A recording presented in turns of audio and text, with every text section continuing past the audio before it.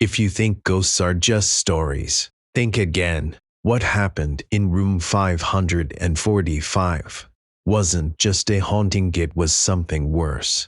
Stay with me until the end, and I'll tell you the detail they never put in the hotel brochure. The one thing that might save you if you ever find yourself alone in the dark. Grove Park Inn in Asheville, North Carolina, a grand, historic hotel nestled in the Blue Ridge Mountains, draped in charm and whispers of the past. People say it's haunted. Tourists love that. They laugh, take photos, maybe even hope to feel a cold draft or catch a flickering light. But none of them really believe it. I didn't either, until I stayed there. It was supposed to be a simple weekend getaway, just me and my girlfriend, Rachel. We'd been together 3 years. Thought a cozy mountain retreat would be perfect. The inn was beautiful, with stone walls, antique furnishings, and a history you could almost hear in the creak of the floors.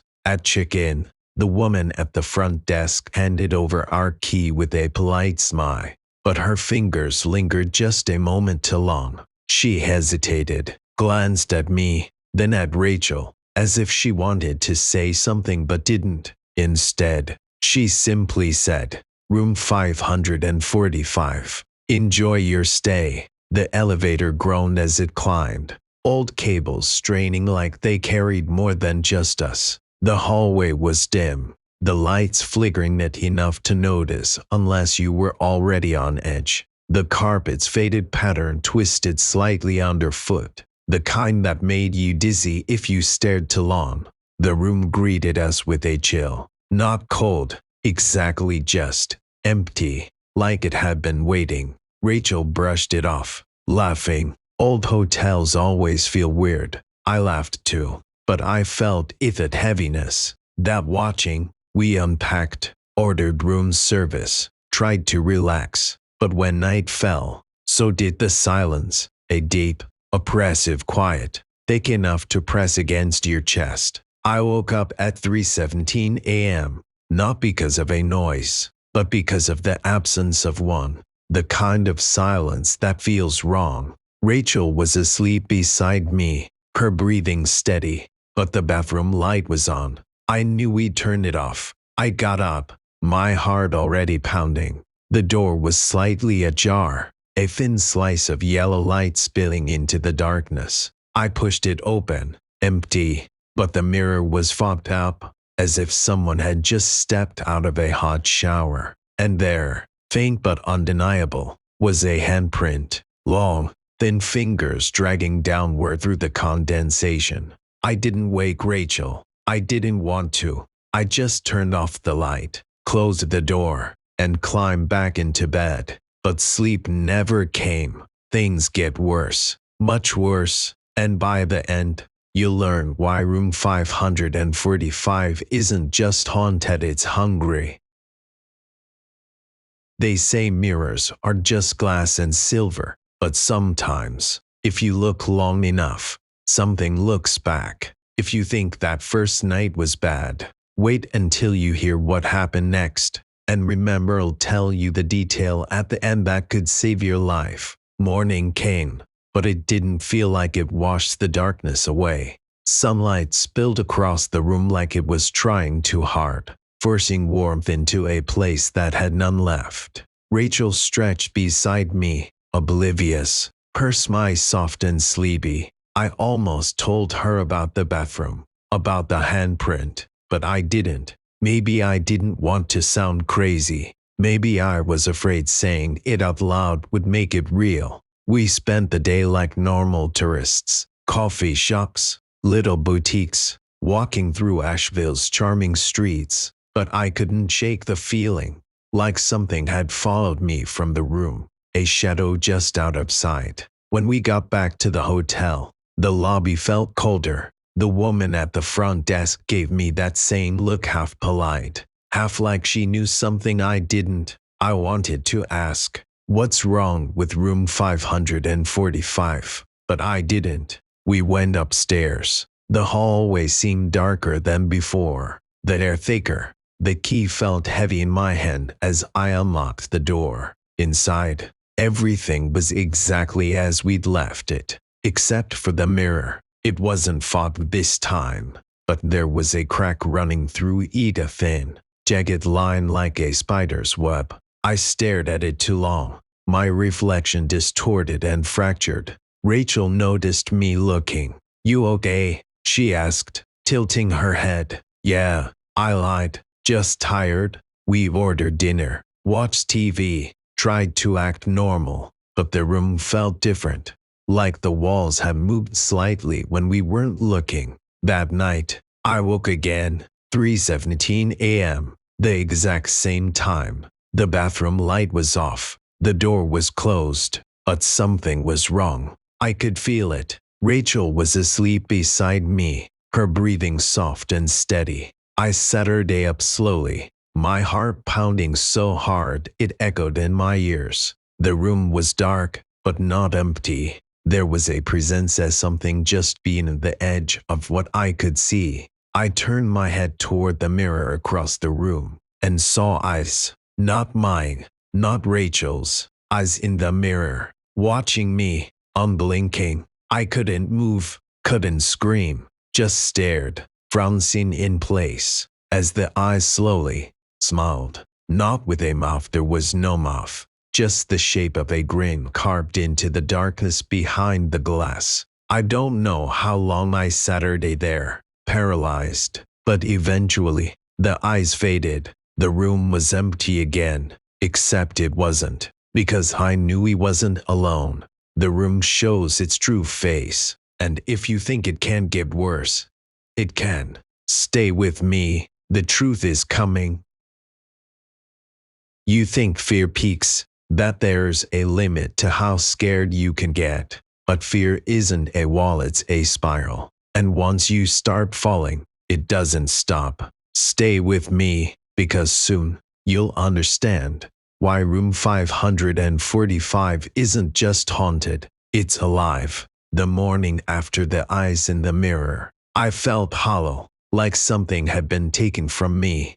While I slept, something I couldn't name. Rachel didn't seem to notice. She laughed, talked about brunch plans, kissed me on the cheek like everything was fine, but it wasn't. I kept looking at the mirror, expecting to see them again, those eyes. But it was just glass now, reflecting our room, our lives, normal, harmless, except I knew better. I could feel it in the pit of my stomach, that gnawing dread. While Rachel showered, I went downstairs. I had to know. I found the front desk clerk, same woman who'd checked us in. Her polite smile faltered when she saw me. "Is there something wrong with our room?" I asked, trying to keep my voice steady. She hesitated, glancing around like she didn't want anyone to hear. Then she leaned in slightly. "Room 545. It's not on the usual rotation," she whispered. "We don't book it unless we have to, but it's just an old hotel. Ames Creek, you know." Her words were dismissive, but her eyes weren't. They were filled with something else. I didn't press. What was I supposed to do? Demand an exorcism? So I went back upstairs. When I opened the door, Rachel was sitting on the bed, staring at the mirror. She didn't blink when I walked in, didn't even flinch. "Rachel," I called softly. She turned slowly, her face pale, her eyes distant like she was looking through me. "I saw her," she whispered, "in the mirror." My chest tightened. "Oh." She didn't answer, just got up, walked past me, and went to the window. She stood there for a long time, staring out at nothing. That night, I didn't sleep. I couldn't. I kept watching Rachel, afraid to close my eyes. Around 3 a.m., I heard it again, breathing. Not Rachel's, not mine, something else. It came from the walls, from the floor, from everywhere. A slow, ragged inhale, like the room itself was pulling in air. I sat her up, my heart pounding. Rachel was gone. The bathroom door was open, just a crack. light spilling out. I stood slowly, every instinct screaming at me not to go near it. But I did. I had to. I pushed the door open, empty, but the mirror was fogged again. And this time, there was more than just a handprint. There was writing. She belongs to me. I stumbled back, my breath hitching. That's when I heard Rachel's voice whispering softly, but not from the bathroom, from under the bed. You'll find out what was waiting for me beneath that bed. And trust me's not what you think. Don't look away now. The worst is yet to come. You think you know fear. You don't. Fear isn't the shadow in the corner, it's what hides beneath the ordinary. And what I found under that bed, in room 545, it wasn't a ghost. It was something worse. Keep watching. You'll see. Her voice was faint, like a breath caught between words, whispering from the shadows under the bed. I frowned, see, my body refusing to move even though my mind screamed run. But I couldn't. Rachel, I croaked, my throat dry, my voice barely audible over the pounding of my heart. No response, just the soft, rhythmic whispering, a language I couldn't understand, like words spoken backward. My hands trembled as I crouched, gripping the flashlight on my phone, the beam slicing through the darkness beneath the bed. Empty, but the whispering grew louder. I leaned closer, my heart hammering so hard it felt like it would burst. That's when I saw it. Not Rachel. A face, pale, distorted, its mouth stretched impossibly wide, grinning with too many teeth, eyes black and bottomless. It wasn't hiding in the shadows, it was the shadow. It lunged. I fell back, scrambling, kicking, my phone skittering across the floor, its light spinning wildly. The room was alive with movement, shadows twisting, stretching along the walls like fingers reaching for me. I crawled backward until my back hit the dresser, gasping for air, my chest tight with terror and insolence. The shadows frowned, see. The room went still. Rachel was standing in the doorway, but something was wrong. Her eyes were empty, hollow, like someone had scooped out everything that made her her. She tilted her head slightly, a slow, unnatural motion. "Why are you scared?" she whispered, her voice, Laerder's, but also someone else's, speaking through her. I couldn't answer, couldn't breathe. She stepped closer, her movements jerky, as if her body didn't quite belong to her anymore. Then she smiled, but it wasn't Rachel's smile. It was its smile thing under the bed. I grabbed my phone and bolted, down the hall, down the stairs. I didn't stop, didn't look back. I left her there. I'd go back, because you can't run from something like this, and by the end, you'll understand why some rooms should never be opened again. You can't outrun fear. You can't outdrive it or drown it in excuses. It follows you, sleeps in your shadow, waits in the quiet. I left room 545, but it didn't let me go. And when I went back, that's when I learned the truth. Stay with me, because the real horror isn't what's in the room. It's why it's there. I didn't get far.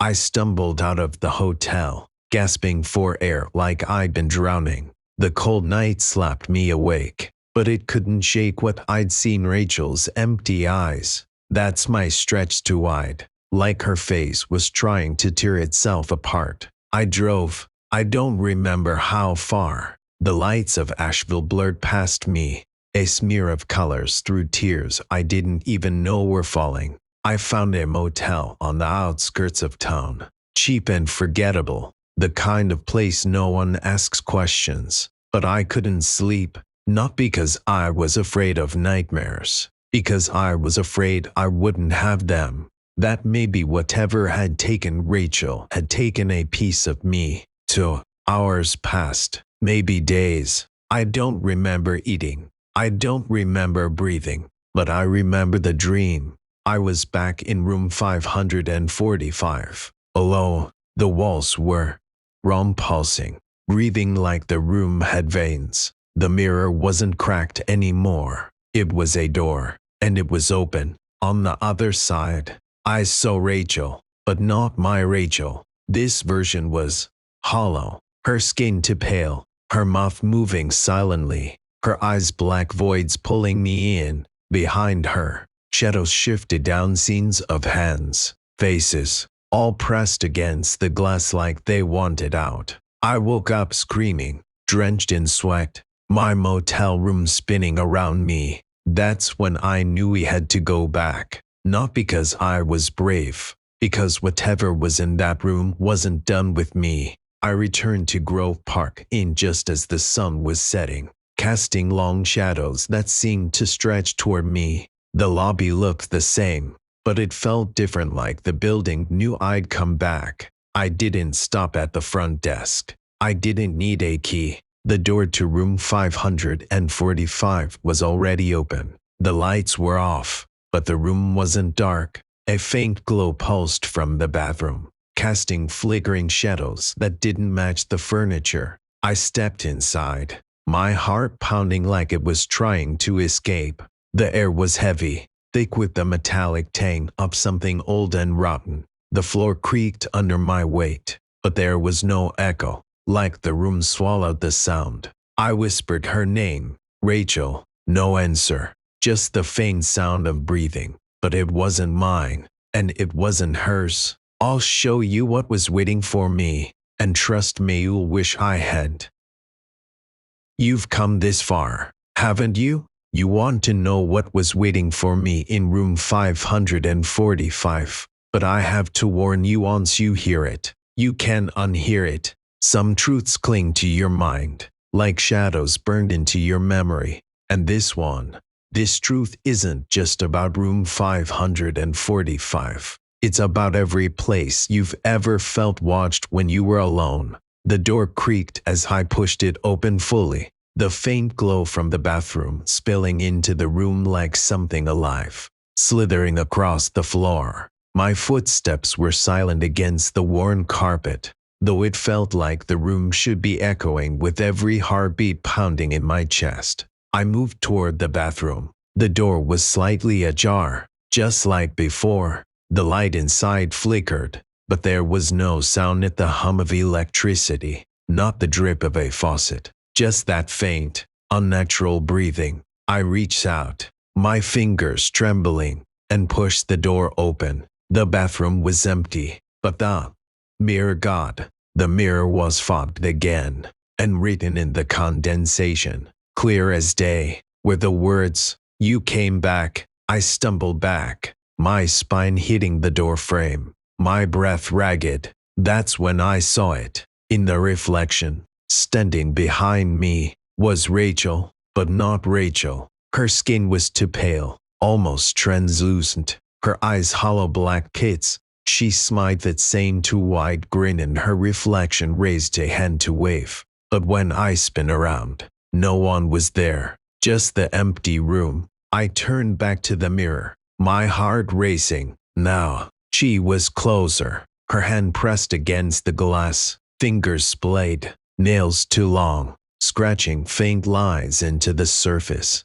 I could hear its soft, grating sound of fingernails on glass, but only in the reflection. I reached out, my hand trembling, fingers inches from the cold surface, and, the glass shifted. It rippled like water, and Rachel's hand shot out, grabbing my wrist with a grip like ice and iron. I screamed, trying to pull back, but her strength was inhuman. She dragged me forward, my face inches from hers. I could see every detail: her cracked lips, the black void of her pupils, the faint outline of something moving beneath her skin. "Stay with me," she whispered, her voice layered with a downseeing others, all speaking in unison. I yanked with everything I had, breaking free and stumbling backward, crashing into the dresser. The room erupted in noise, whispers, screams, the sound of shattering glass, though nothing in the room was breaking. It was all in my head, but it felt real. I crawled to the door, scrambling to my feet, and ran. I didn't stop until I was outside, gasping for air under the indifferent light of the street lamps. I never went back, but the thing is, I never really left, because every time I look in a mirror I see her, standing just behind me, smiling. And now that you've heard my story, maybe you'll see her too. You thought that was the end, didn't you? That I escaped, left room 545 behind. But some doors, once opened, never truly close. Mirrors don't just reflect your face, they reflect what's hidden behind it. And now that you know, you've opened the door too. Weeks passed, maybe months. Time became meaningless. After I left Grove Park Inn, I moved to a new apartment, somewhere far from Asheville, far from that room, but it didn't matter, because I brought it with me. The first time it happened, I was in the bathroom, brushing my teeth. The mirror above the sink was fogged from the hot shower, just like in room 545. I wiped it clean and there she was, Rachel, standing behind me. She didn't move, didn't blink, just stared, her empty eyes burning holes into the back of my skull.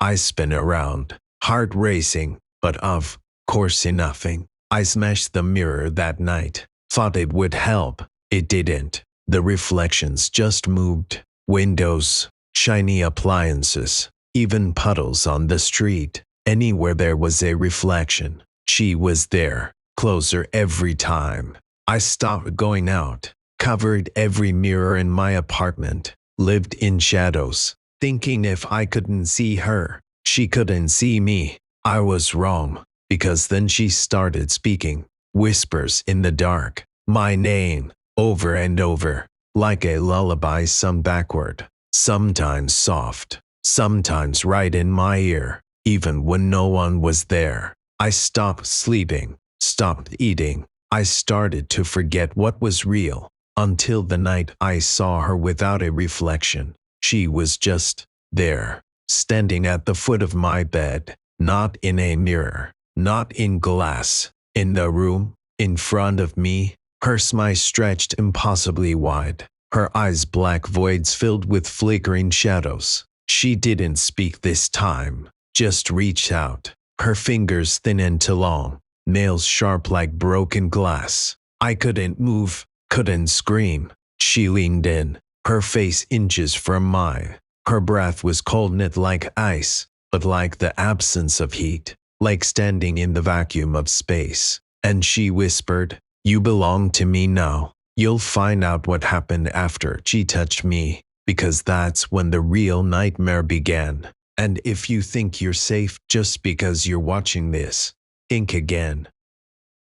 You've made it this far. Maybe you think you're just listening to a story, but this isn't a story, it's a warning. Because once she touches you, it doesn't matter where you go. She's with you, right now, just behind you. Don't turn around yet, not until you hear what happened next." The moment her fingers grazed my skin, it was like ice seared into my flesh. But it wasn't cold, it was emptiness. The absence of everything that makes you feel alive. My vision blurred, the room spinning into darkness even though the lights were on. I couldn't breathe, couldn't think, just this overwhelming sense of being pulled, like my soul was unraveling thread by thread. But then, she let go, and I woke up, or I thought I did. I was still in my apartment, lying on the floor, gasping for air. The lights flickered above me,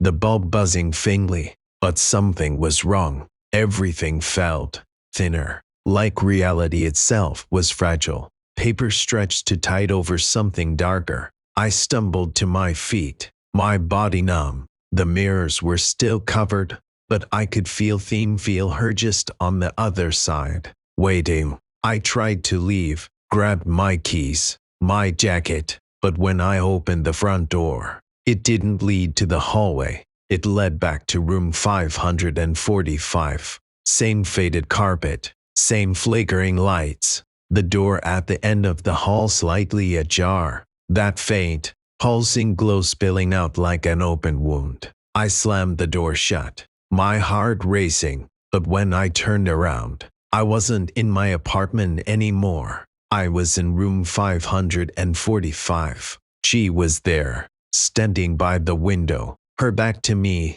Rachel, her head tilted slightly, as if she heard my thoughts instead of my words. Slowly, she turned around, her face both familiar and wrung to perfect, like a mask stretched over something else. "You never left," she whispered, her voice layered with echoes, like a chorus speaking through a single mouth. I backed away, but there was nowhere to go. The room had no door now, just walls, closing in, breathing with me, matching the rapid beat of my heart. She stepped closer. I could see it in her eyes now, something else looking out, something ancient, hungry. Not Rachel, not anymore. She reached for me again, and this time, I couldn't move. Her fingers brushed my cheek, and the world shattered, not with a sound, with a feeling, like reality itself had cracked, and I was falling through the spaces in between. I'll tell you where I went, because there's something worse than room 545, and once you hear it, you'll understand why you can never escape her. You think the worst part is the haunting shadows, the whispers, the thing lurking just out of sight, but that's not the real nightmare. The real nightmare begins when you realize you're no longer in your world, and if you're still here, still listening, it means you're closer to her than you think. When she touched me, it wasn't like falling asleep. It was like being peeled away from everything that kept me grounded. There was no light, no darkness, just absence. I woke you, or at least, I think I did. I was standing in a hallway, but it wasn't the hallway from Grove Park Inn. No, this was different. The walls were made of something that looked like wood but felt wrong, too smooth, almost like skin stretched over bone. The air was thick, heavy with a metallic tang, like rust and blood mingled together. There were doors on either side, endless rows of them, each one slightly ajar, leaking faint whispers that prickled at the edges of my mind. Not voices I could understand, just the sound of suffering. I moved forward, my footsteps silent, swallowed by the suffocating stillness. I didn't want to open any doors. I knew somehow that whatever was behind them wasn't meant to be seen. But curiosity is a curse, and fear isn't always enough to stop you. I reached out, my fingers trembling, and nudged one of the doors open. Inside was a room, not just any room, room 545. But it was wrong. The furniture was twisted, stretched into unnatural shapes. The bed was there, but it pulsed like it had veins. The mirror cracked, and breathing reflected not me, but her, Rachel. She was standing inside the mirror, her hands pressed against the glass, her eyes hollow and black, tears of something dark and viscous trailing down her face. But she wasn't alone. Shadows twisted around her, faces forming and dissolving in the darkness, mouths opening in silent screams. I slammed the door shut, my heart pounding, bile rising in my throat. This wasn't a hotel. It was a prison. Not for her, for me. I ran. I don't know how far. The hallway never ended.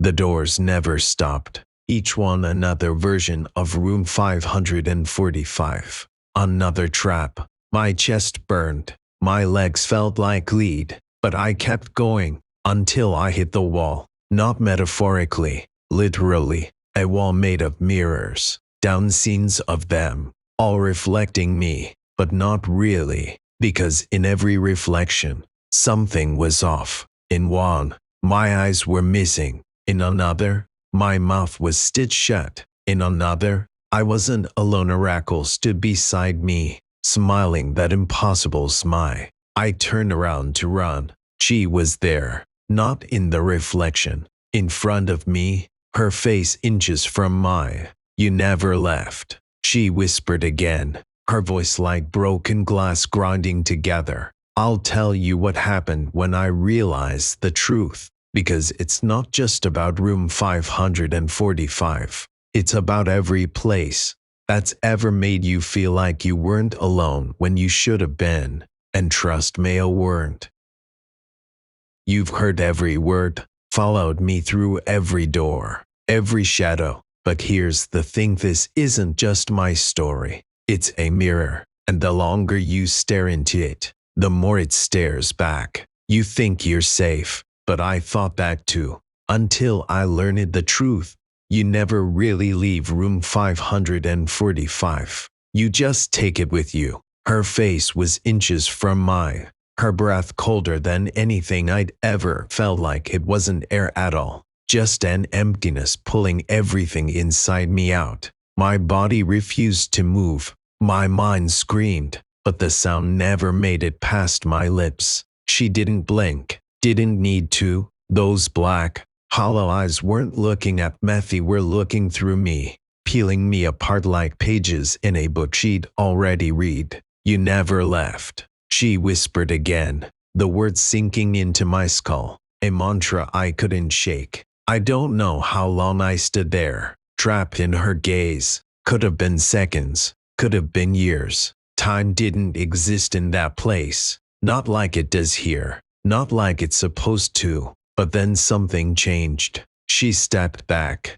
tilting her head like she was listening to something only she could hear. A faint smile crept across her face at the wide, jagged grin she'd shown me before. This one was different, softer, almost sad. And she said, "It's your turn now." The ground beneath me cracked it like breaking glass, but like reality itself had splintered. I fell, not down, but through layers of darkness, through echoes of every scream I'd ever heard, and some I hadn't. My own voice joined them, swallowed by the void. When I woke up, I was back in my apartment. Same couch, same flickering light bulb, same covered mirrors. For a moment, I thought it was over, but it wasn't, because the door to my bedroom was slightly ajar, and on the mirror inside, written in the faintest trace of condensation, were the words, "WELM me back." I tried to leave, packed a bag, drove for hours, days maybe, but it didn't matter. No matter where I went, no matter how far, I always ended up back here, back in this apartment, back in her space, because that's the truth, isn't it? Room 545 isn't a place, it's a state. A door in your mind that, once opened, never closes. It's the crack in the mirror when you think you're alone, the shadow that doesn't match your movements, the cold breath on your neck when no one's there. You never really leave, and now that you've heard this, now that you've let me in, you're in room 545 too. You'll find out why she chose me, and maybe, just maybe, why she's choosing you next. You think this is just a story. It's not. It's a contagion, an idea that burrows into your mind and grows. That's how she spreads. She doesn't need to haunt a place anymore. She haunts people. That's why she chose me. That's why she's choosing you. Keep listening. You've already let her in. I thought I could escape her. That if I moved far enough, hid deep enough, I could outrun whatever she was. But you can't outrun something that lives inside you. You can't lock the door when the thing you're hiding from already has the key. I started seeing her everywhere, not just in mirrors, reflections in windows, puddles, even the glare off a knife's edge. Always there, always watching. Sometimes just a flicker of movement out of the corner of my eye. Other times, clear as day, her face staring back at me,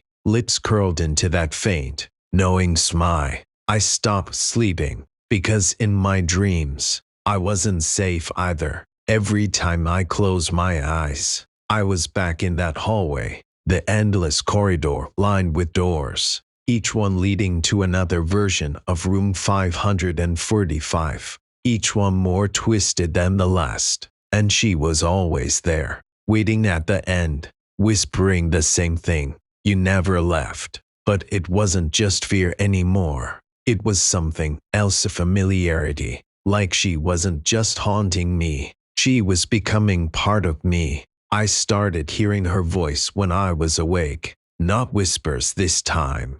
Full conversations. She'd ask me questions like we were old friends. Why do you run? Do you think they'll believe you? Don't you feel better when I'm here? And the worst part, sometimes, I answered, because after a while, the fear fades, not because it gets easier, but because you get used to it. The terror becomes background noise, like static on a broken radio. That's when I realized why she chose me. It wasn't because I stayed in room 545. It was because I believed in room 545. That's all it takes. Not a key, not a curse, just believe. She's not tied to a place anymore. She's tied to a story. And now that I've told you mine, now that you've listened, really listened, she's tied to you too. I'll tell you the final piece thing I wish I'd never learned. The thing you can unhear, but if you've come this far, it's already too late. You've made it to the end, haven't you? You think you're safe because you're just listening, but stories are doors, words are keys, and now you've unlocked something you can't shut. This is the last thing I'll tell you, not because it will help you, but because it won't matter anymore. After this, you'll understand the truth, and the truth is worse than fear. I thought I'd hit the bottom, thought the worst had already happened. But the thing about falling is you never really feel the ground. You just keep sinking. I didn't leave my apartment anymore. Didn't talk to anyone. I barely ate. Just Saturday in the dark, listening to her voice like it was the only thing tethering me to reality. She didn't whisper anymore. She didn't have to. She was part of me. I stopped covering the mirrors. What was the point? Whether I saw her reflection or not, she was there. Sometimes I'd catch glimpses of her standing just behind me. Other times, I'd feel her fingers brushing against my skin, cold and sharp, like ice with edges. But it wasn't until the day I woke up and saw my own face smiling back at me, her smile stretched across my lips, that I realized the final piece of the puzzle. She wasn't trying to haunt me, she was trying to replace me. Room 545 isn't a room, it's a doorway, not to a place but to her. A crack in reality, a thin spot where something ancient, something hungry, can reach through. And once you've looked through that crack, once you've felt it, she can look back. She doesn't need to be summoned. She doesn't need rituals or incantations. She just needs you to listen, to believe, and now you have. So here's the true thing I wish I'd never learned. She's not stuck in room 545. She's everywhere. She's right behind you. Static, silence, the faintly, just barely audibly whisper, "You never left."